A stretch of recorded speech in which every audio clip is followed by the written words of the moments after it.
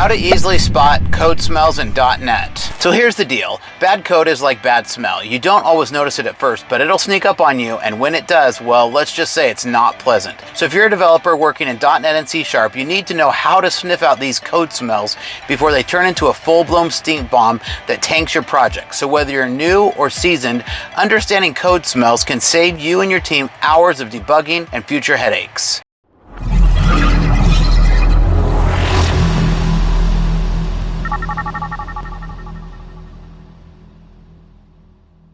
Welcome to Startup Hack. I'm Spencer Thomason, and here at Startup Hack, we love to train software developers in our licensed coding boot camps and build custom software solutions. I do a lot of work as a fractional CTO. With over a decade of executive leadership and a solid 25 years in software development, I've mastered the art of transforming technology, teams, and products. All right, so let's dive into some of these code smells. So to kick things off, let's talk about the God class smell. If you've ever worked with a class that seems to handle everything, it handles database connections, sends emails, calculates taxes, makes you coffee, congratulations, you found a God class. It's like the Swiss Army knife of your code base, but here's the problem. It's a nightmare to maintain. In .NET and C#, classes should follow the single responsibility or SRP principle, meaning that they should do one thing and do it well. When a class starts taking on too many roles, it becomes impossible to manage. So the fix, break that class into smaller, more specialized classes. All right, next up is the long method smell. Have you ever opened up a method and just kept scrolling and scrolling and scrolling? Yeah, you get it. Yeah, that's a red flag. Long methods are hard to understand, hard to maintain, and hard to debug. A good method in C# should do one thing and do it concisely. If you've got a method that's more than 30 or 40 lines long, likely you're in trouble, and this should give you that smell. Break it down into smaller methods and aim for clean, readable code that other developers or even the future you can easily follow. So long methods is another one. All right, let's talk about a classic, duplicate code. This one happens all the time, and I've been guilty of it a time or two, but you find yourself copying and pasting similar blocks of code into different parts of your application. Sure, it feels efficient in the moment, but trust me, it's going to cause you a pain down the road. Every time you change something in one spot, you're going to have to remember to change it everywhere else. Instead, extract that code into reusable methods or classes. Dry, don't repeat yourself, is your best friend in .NET development. So, duplicate code is a bad code smell. All right, have you ever noticed the same group of variables being passed around in multiple methods or classes? That's what we call a data clump. It's not only inefficient, but it can make your code harder to understand and maintain. If you see data clumps, it's time to refactor and group these variables into a cohesive class or object. In C#, it might mean creating a custom data type that encapsulates those variables. Trust me, your code will look cleaner and easier to read, and your future self will thank you. Now, if your company has systems that aren't connected, let us help you here at Startup Hack. Our specialty is connecting systems to your company to help your company work like a well-oiled machine. So check out startuphack.com/Spencer because we can help you out. All right, the next one, large parameter lists. Here's one that'll make any developer cringe, the long parameter list. When you have methods that take 5, 6, or even more parameters, it's a clear sign something is wrong. It's confusing, hard to manage, and prone to errors. In .NET, consider using an object or a struct to encapsulate those parameters. The new record sets are also really handy as well. It's much easier to pass a single object than to keep track of a dozen individual parameters. Plus, it makes your code a lot easier to read. It also just makes it look cleaner, something that we all strive for in our code, right? So, if you get to more than 2 or 3 parameters in your method, make sure you change that out to some kind of a record. All right, another smell is to look out for its primitive obsession. This happens when you overuse simple data types like strings, ints, and bools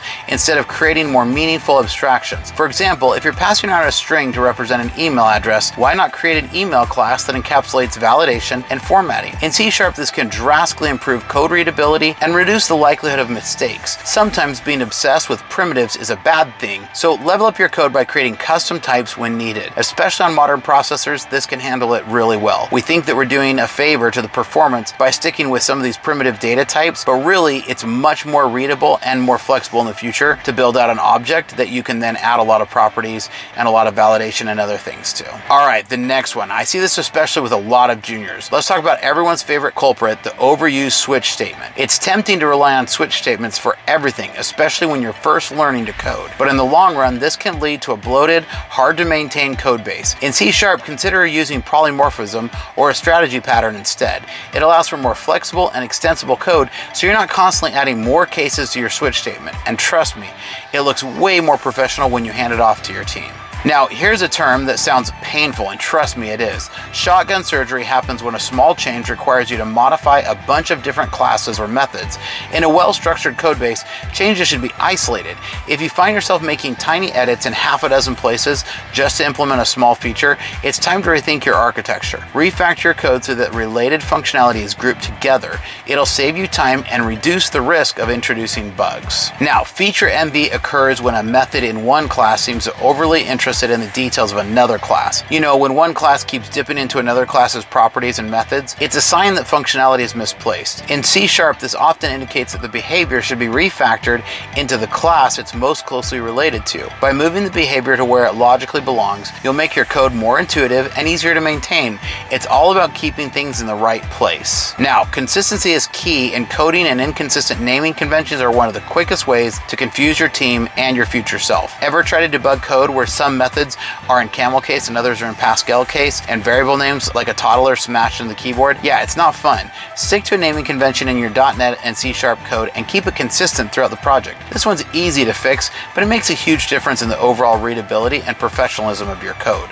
So be consistent in your naming. Now, let's talk about comments. Yes, I'm going to go there. Over-commenting your code is a sign that something might be wrong. Don't get me wrong, comments have their place, but if you find yourself explaining every single line of code, chances are your code isn't that self-explanatory as it should be. Strive to write clean, readable code that doesn't need excessive comments. In C#, meaningful method names, variable names, and proper structures to tell the story instead of relying on a novel's worth of comments. Plus, part of the problem is that comments can get old and they frequently don't get updated. So you need to make sure that even when you're reviewing and changing a line, if it has a comment with it, make sure to update the comment as well. Now, what are your thoughts? Do you agree? Do you disagree? I love to have a great discussion. So leave a comment down below if nothing else to say hi, and make sure to like and subscribe. Here at Starter Pack, we love to train software developers in our licensed coding boot camps and to build custom software solutions. So reach out because we'd love to help.